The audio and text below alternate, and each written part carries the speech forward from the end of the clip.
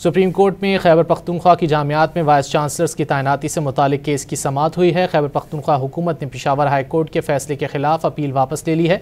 सूबाई हुकूमत ने पेशावर हाई कोर्ट के फैसले पर 2 हफ्तों में अमल दरामद की अंडरटेकिंग भी जमा करा दी है। वाइस चांसलर्स उम्मीदवारों ने तैनाती का अमल रोकने के खिलाफ पेशावर हाई कोर्ट से रुजू किया था। पेशावर हाई कोर्ट ने दरख्वास्त मंजूर करते हुए तैनातियों का अमल मुकम्मल करने की हिदायत की थी।